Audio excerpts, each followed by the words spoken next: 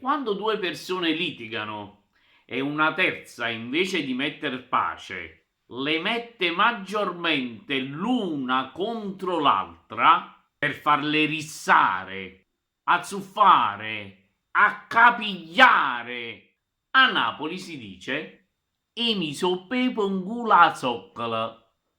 Attenzione, potrebbe sembrare una frase volgare, ma vi assicuro che volgare non è. Anzi, come sempre, dietro c'è una spiegazione storica. Nel 1600 a Napoli arrivò la peste, che decimò la popolazione. Pensate, 2 napoletani su 3 morirono. Incriminati per la diffusione del virus furono i topi. Bisognava trovare un metodo per eliminarli, per debellarli. Insomma, a me per fa fuì. I napoletani del 1600, per risolvere il problema, presero in prestito un metodo dai marinai.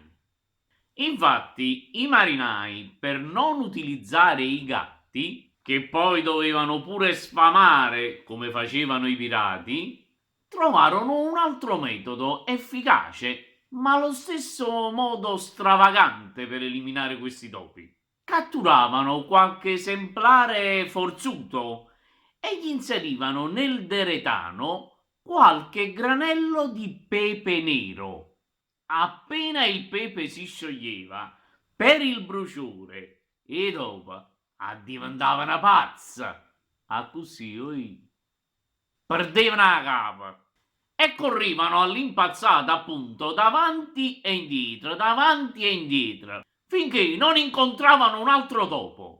Appena lo trovavano, lo attaccavano fino ad ammazzarlo o al massimo lo facevano fuggire. Infatti i topi si buttavano dalla nave. Come dicevo prima, lo stesso esperimento fu fatto a Napoli durante la peste. Ma sulla terraferma e dove non si potevano buttare dalla nave, non si potevano buttare a mare. Gli solo annanzi a rete e si azzuffavano l'uno contro l'altro. Questi avvenimenti sconvolsero i napoletani, che ancora oggi ricordano quello strano esperimento e lo paragonano ad una rissa istigata da qualcuno che appunto mi soppeva un culo a zoccola. Mi raccomando, voi il pepe usatelo per cucinare, perché per i bruciori già ci sta chi ci pensa. Mi raccomando, iscrivetevi al canale, perché sennò i bruciori possono sempre tornare. Ciao!